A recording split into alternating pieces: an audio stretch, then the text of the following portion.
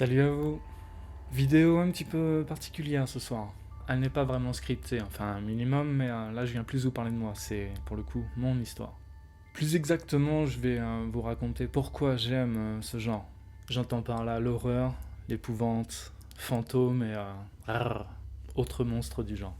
Hey, hey, vas-y explique-leur. Ouais, c'est ce que j'allais faire, mais t'es qui en fait? Bah, je suis toi. Ah ouais? Bah, va-t'en, moi.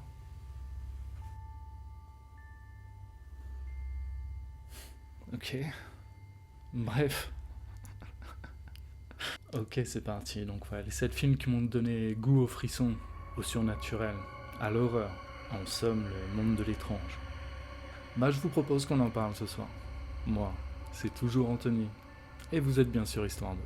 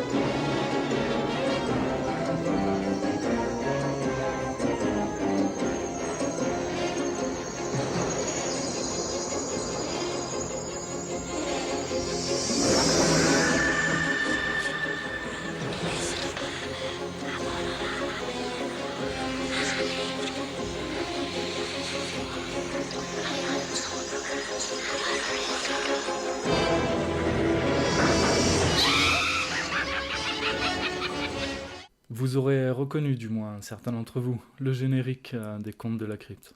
C'était un rendez-vous que je ne manquais pas à l'époque, avec son rire de fou là. Bienvenue, chers amis des ténèbres.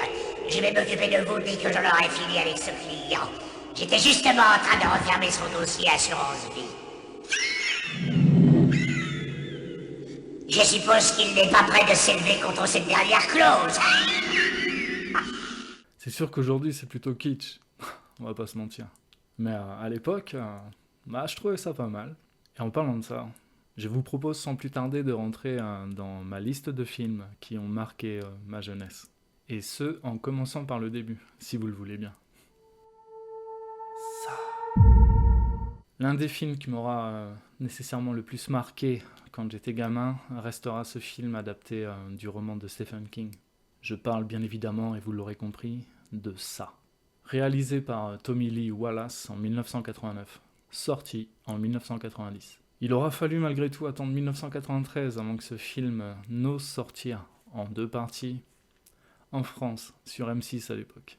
L'histoire commence avec le jeune Georgie Denbrough, âgé de 6 ans, qui joue avec un bateau en papier et le fait naviguer dans le caniveau. Mais le bateau tombe dans les égouts. C'est à ce moment-là que le petit garçon rencontre celui qui s'appelle, qu'on appelle Gripsou, qui tente amicalement, en apparence tout du moins, de convaincre Georgie de le suivre, avant de montrer sa véritable nature en l'attrapant par le bras. La suite, j'imagine que vous la connaissez. Qu'est-ce qu'on dit? Salut, clown. Oh, dis-moi bonjour. Est-ce que tu veux un ballon? Je dois pas accepter de choses de la part d'un inconnu. Papa, il m'a dit ça. C'est très sage d'avoir dit ça, Georgie. C'est vraiment très sage. Moi, Georgie, je m'appelle Gripsou. Je suis le clown cabriolant. Toi, tu es Georgie. Maintenant, nous nous connaissons. Pas vrai? C'est vrai, oui. Je dois rentrer. Rentrer sans ça? Ah, mais c'est toi qui as mon bateau. C'est lui en personne. Prends, il est à toi. Oh. Tu tiens ton bateau, Georgie. Je t'assure, tu sais, Georgie, il y a des sucettes et des manèges et toutes sortes de surprises ici en bas. Et des ballons aussi de toutes les couleurs. Est-ce qu'il flotte? Ah oui. Il flotte, Georgie. Il flotte. Et quand tu seras en bas, avec moi, tu flotteras aussi. Tout le monde flotte en bas. Le grand frère de Georgie, Bill, dit Bill le bègue, parce qu'il bégayait tout simplement, devient à ce moment-là le leader d'un petit groupe qu'on appelle le Club des Paumés. Entre nous, je crois que j'aurais pu en faire partie. Il est composé de Bill donc, d'Eddie, l'asthmatique, de Ben, le gros, de Stan, le juif, de Richie, la grande gueule, sans oublier la charmante Beverly. Beverly marche, Beverly marche, Beverly marche, Beverly marche. Ceux qui auront vu ce film comprendront ce que je viens de faire. Leur point commun, avoir vu le clown. Ils sont rejoints par le dernier membre, Mike, qui lui est fan de photographie, récemment scolarisé à Derry et pris à partie à cause de sa couleur de peau. Lui aussi voit ça, alors qu'il montre son album photo aux autres membres lors de cette scène qui reste pour moi mythique.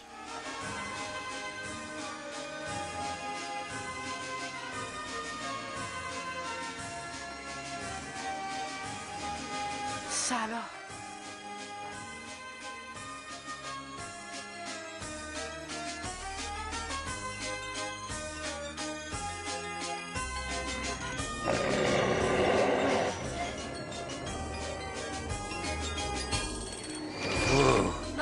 Je vous tuerai tous.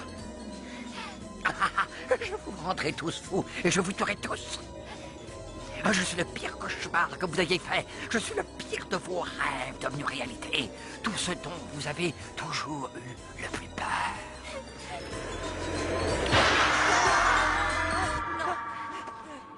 Ça est une créature qui joue sur les peurs des enfants et s'en nourrit. Pour le vaincre, ils devront lutter contre leurs propres peurs. J'ai véritablement adoré ce film. Il est pour moi, je dirais, la première marche de l'escalier qui m'a amené dans cet univers. Evil Dead. Un autre film qui m'aura marqué, c'est bien évidemment Evil Dead. Film réalisé par Sam Raimi et sorti en 1981. Il a été suivi par 2 suites réalisées également par Sam Raimi, ainsi qu'un reboot, lui aussi nommé Evil Dead, sorti en 2013. L'histoire commence avec 5 étudiants de l'Université d'État du Michigan. Ash Williams, sa petite amie Linda, Cheryl, la sœur d'Ash, leur ami Scott et sa petite amie Shelly. Ils partent passer des vacances dans une cabane perdue dans une forêt du Tennessee. C'est jamais une bonne idée. Peu après leur arrivée, Cheryl fait un dessin lorsqu'elle entend une voix qui provient de l'extérieur. Sa main devient alors comme possédée, ce qui l'amène à sculpter dans l'épaisseur de son bloc de dessin un livre avec un visage déformé et maléfique. Pendant le repas, la trappe du sous-sol s'ouvre toute seule. Ash et Scott y descendent et découvrent un livre avec un magnétophone, un fusil de chasse et une dague. L'enregistrement contenu dans ce magnétophone leur révèle que la maison était celle d'un archéologue qui s'était retiré ici pour étudier un livre intitulé Naturum Demonto, le livre des morts, une allusion directe au Necronomicon. C'est une version sumérienne du livre des morts égyptiens. Le livre est relié en peau humaine et écrit avec du sang humain. Le Necronomicon contient des incantations que la voix de l'archéologue via le magnétophone récite, réveillant ainsi des esprits maléfiques en sommeil. Cheryl, prise de panique, demande alors d'arrêter le magnétophone. Mais Scott continue d'écouter l'enregistrement. Hey Scotty, t'as trouvé quelque chose? Le titre de ce manuscrit est Naturam Demonteo, livre des morts. L'ouvrage traite des démons. Je veux me tirer de cette baraque sur les champs. Les incantations contenues dans cet ouvrage ont précisément pour vertu de les ramener à la vie.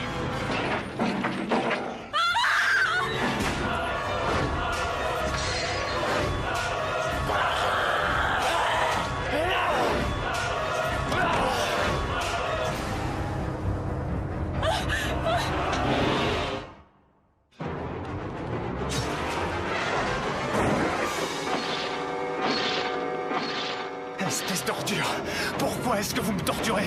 Pourquoi?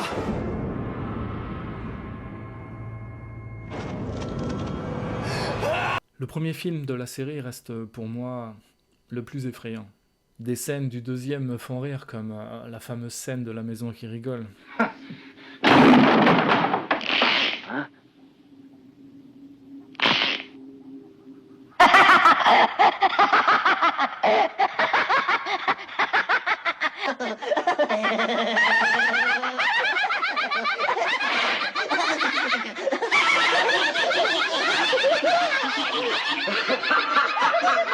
Quant au troisième, à l'époque du Moyen-Âge, j'ai décroché. Les poupées.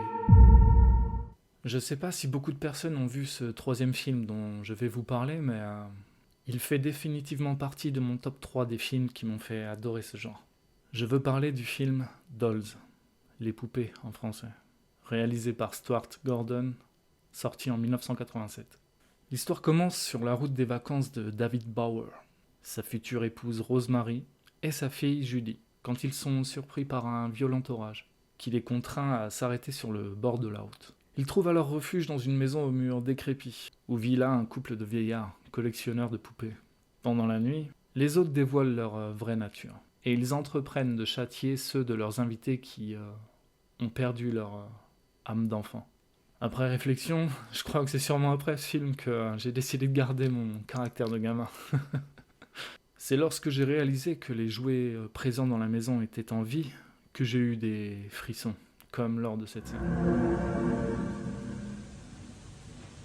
Zut!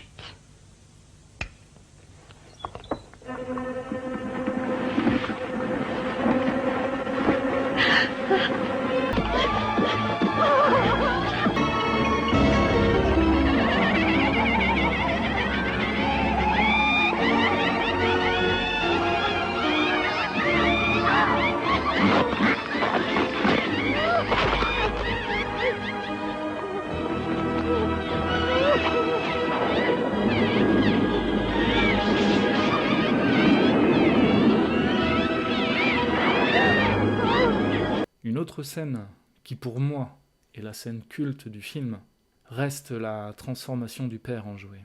Pour vous mettre un peu de contexte, il se fait attaquer par un jouet polichinelle, et il parvient à le détruire avec une masse en lui écrasant la tête en porcelaine. C'est à ce moment-là que le couple de vieillards arrive et je vous laisse regarder la suite. Quel langage! Et quel caractère! David, quelle est cette pagaille que vous avez mise ici? Oh, regarde ce qu'il a fait à l'ami de Judith, le gentil monsieur Polichinelle. Je vais faire la même chose avec toi, vieille sorcière! Il ne se rend pas compte. Oui, c'est ça. Où est ma fille? En Avec sécurité. des amis. Pour elle, c'est le moment de dormir. Je pense qu'elle fait de beaux rêves. Je veux qu'elle revienne! Cette petite garce a fait sa place dans cette maison. Elle ne m'obéit plus. Ramenez-la ici, c'est bon, l'enfant! Être père est un privilège, David, non un droit. Mais qui croyez-vous être, vieillard? Quelle persistance en paroles bizarres. Tranquillise-toi, tout peut être réparé. Ah oui? Répare ça, vieil homme. Il est détruit! Oui, détruit! Mais je les réparerai, David, grâce à votre aide. Vous pourrez détruire autant de jouets qu'il vous plaira, mais vous ne pourrez pas tous les faire disparaître. Il y aura des jouets aussi longtemps que les enfants voudront bien. Ils sont le cœur et l'âme de l'enfance. Tous les deux, nous pensons que des gens remplis d'amertume qui se sentent adultes peuvent trouver l'amour s'ils se laissent aller à ce grand plaisir qu'apportent les jouets. Certaines personnes peuvent être sauvées. Nous donnons à tout le monde sa chance. Les autres, comme vous, eh bien, ils doivent disparaître et jouer un nouveau rôle dans le grand jeu. Et vous ne savez pas encore ce qui va se passer, n'est-ce pas? Grand saut de monsieur le Polichinelle. Malicieux, monsieur Polichinelle. Toujours prêt à faire des bêtises.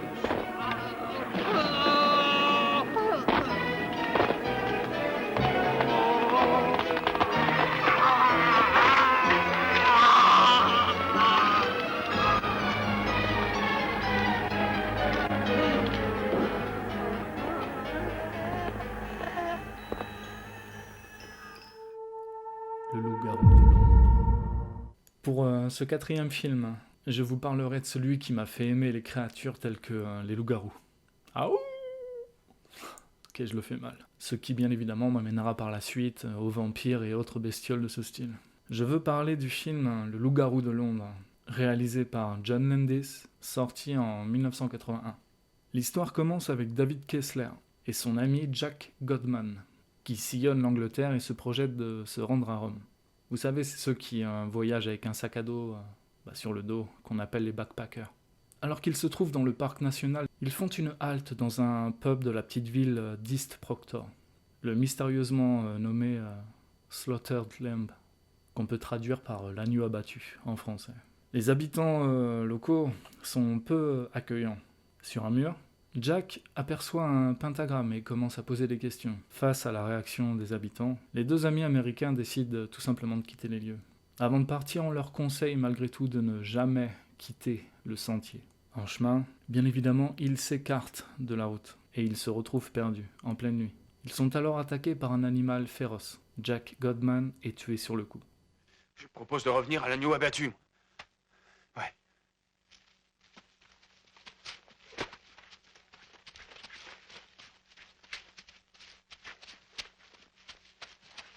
Attends, une minute.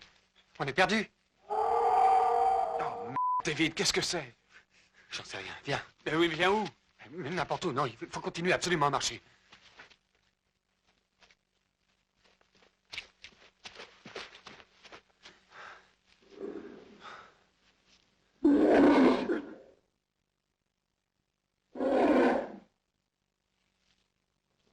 Ça avance. Ça nous encercle. Oh. Quel est ton plan? Mon plan? Continue à marcher. Allez, on fait une jolie petite promenade dans la lande. Ah là là là là. C'est pas sympa?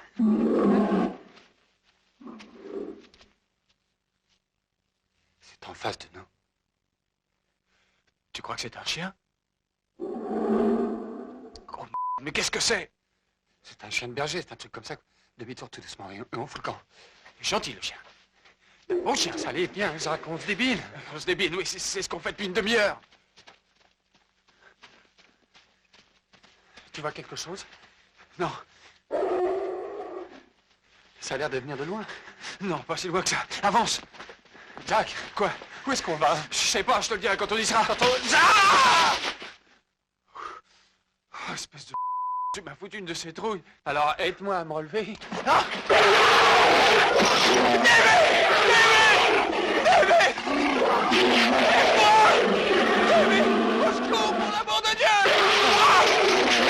C'est aussi la première transformation de loup-garou à laquelle j'ai assisté.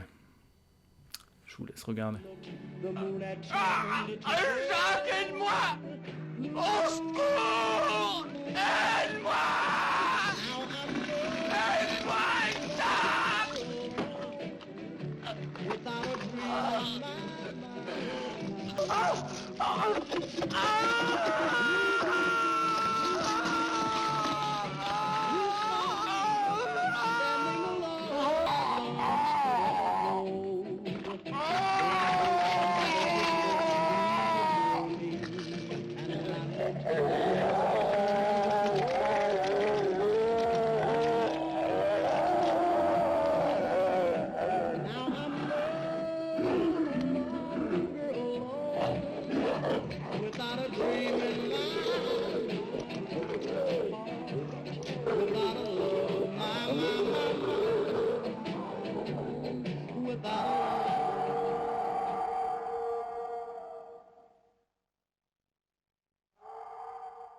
Gamin à l'époque, ça faisait son petit effet. Je me souviens aussi des conversations qu'il continuait à avoir avec son pote défiguré en lambeaux, mort parce qu'il avait été mordu. J'hallucinais pas mal à ce moment-là. Massacre à la tronçonneuse. En 5e, on va changer d'ambiance. Je viens vous parler d'un film qui m'a tout autant marqué à l'époque. Surtout que c'est basé sur une histoire vraie. Je veux bien évidemment parler de Massacre à la tronçonneuse, de Toby Hooper, sorti en 1974. Il date un petit peu celui-là. C'est pas de la qualité de La colline à des yeux, ou encore Frontières, Frontières, qui pour moi reste un des meilleurs films d'horreur français avec Samuel Le Bihan. Mais je m'égare. L'histoire de Massacre à la tronçonneuse commence avec 5 amis insouciants qui traversent le Texas à bord d'un minibus. C'est toujours une bande de jeunes. Ils s'aperçoivent bien vite qu'ils sont entrés dans un territoire étrange et malsain, à l'image du personnage qu'ils ont pris en stop. Un être vicieux, en proie à des obsessions morbides. Ce dernier ne tarde pas d'ailleurs à se faire menaçant. Mais les 5 amis parviennent à s'en débarrasser. Peu de temps après, une panne d'essence contraint le groupe à s'arrêter à une station-service. Non loin de là, une maison isolée attire leur attention. 2 d'entre eux décident de s'y aventurer. Mais lorsqu'ils tentent de pénétrer à l'intérieur, un boucher masqué surgit et massacre les 2 adolescents avec une tronçonneuse. Un de leurs camarades, parti à leur recherche, subit exactement le même sort. Il ne reste alors plus que 2 survivants. Et la nuit commence à tomber.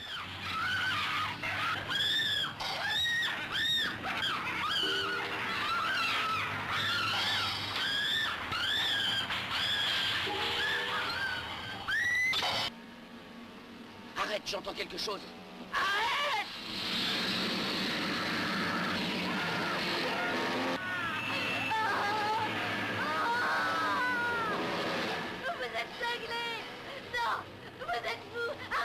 Ça a pris un petit coup de vieux, je vous le cache pas, c'est certain. Mais encore une fois, à l'époque, rien que le bruit de la tronçonneuse. Ouais, je sais, je le fais bien. The Thing. Pour le 6e film de ma liste, je vais pour le coup vous parler d'un film de monstre. Mais vraiment monstre, hein, avec les tentacules et tout. Je parle bien évidemment du film The Thing, réalisé par John Carpenter, sorti en 1982. S'il y en a certains qui se demandent pourquoi depuis le début je cite des films des années 80, c'est tout simplement que je suis un gars des années 90. L'histoire commence lorsque les membres d'une station de recherche basée en Antarctique découvrent qu'une créature extraterrestre a survécu au crash de son vaisseau. Celle-ci témoigne très vite de sa capacité à parasiter, puis assimiler toute forme de vie. Isolés du monde, ne sachant plus qui est contaminé et qui ne l'est pas, les hommes de l'équipe vont peu à peu sombrer dans la peur et la paranoïa.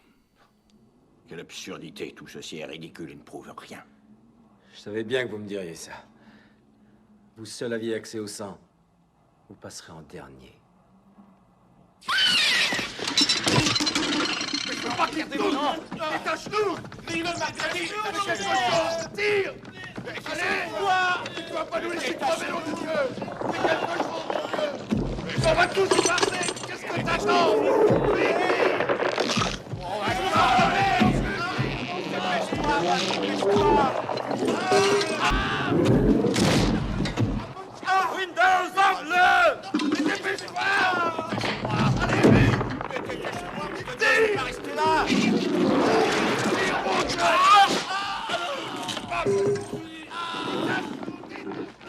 Une des scènes qui m'aura véritablement marqué à l'époque, c'est la scène avec la tête. Enfin, regardez quoi.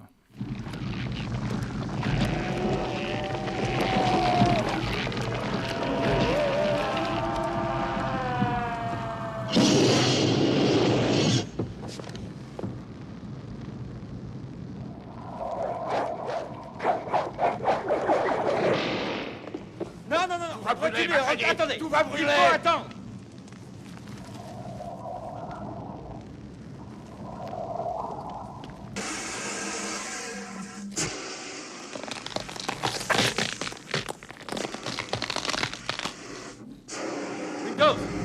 Windows, tiens.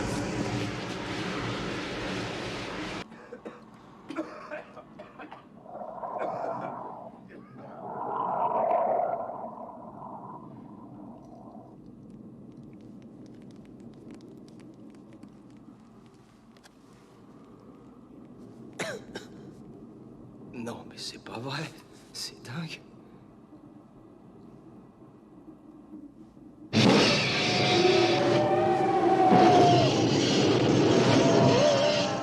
Moi qui ai une tendance à avoir peur des araignées en plus. Poltergeist. Pour finir, Je parlerai de ce 7e film qui m'a également beaucoup marqué plus jeune. Pourquoi 7 films? Et pourquoi pas les 7 merveilles du monde, les 7 boules de cristal, comme dans Dragon Ball, et parce qu'il se dit que jamais 6 sans 7. Ah bon, ça se dit pas? Ok. Je veux bien évidemment parler du film de fantôme par excellence, Poltergeist. Film réalisé par Toby Hooper, encore une fois, sorti en 1982. Steven Spielberg aura participé au scénario de ce film. Cette histoire commence avec cette heureuse famille Freeling qui mène une vie tranquille et prospère dans la petite ville de Cuesta Verde. Cependant, leur maison devient le théâtre d'étranges phénomènes. Quand des objets commencent à se déplacer et que le sol se met à trembler. Une nuit, la petite Carol Anne disparaît et se met à communiquer avec ses parents à travers la télévision. Les Freeling font alors appel à un parapsychologue.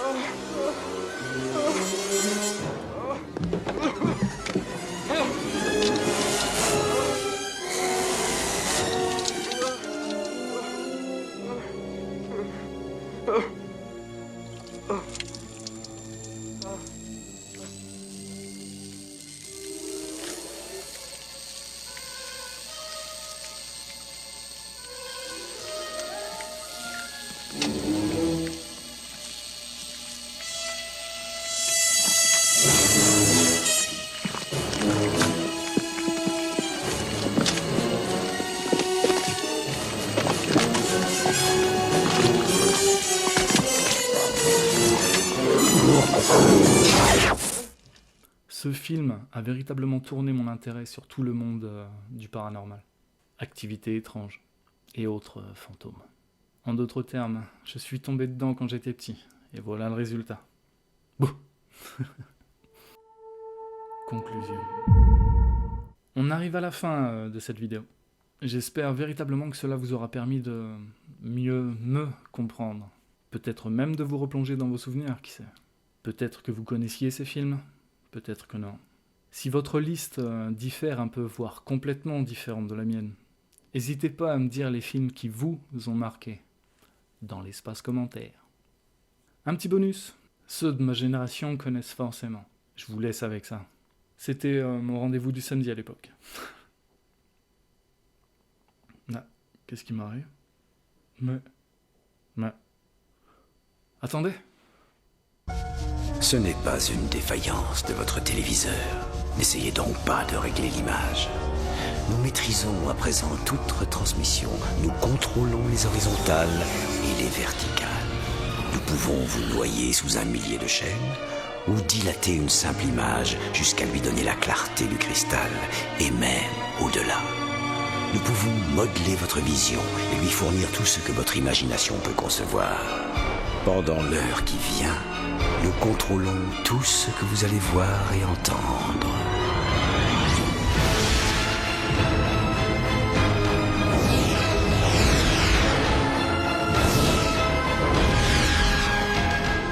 Nous partagerons les angoisses et les mystères qui gisent dans les plus profonds abysses, au-delà du réel.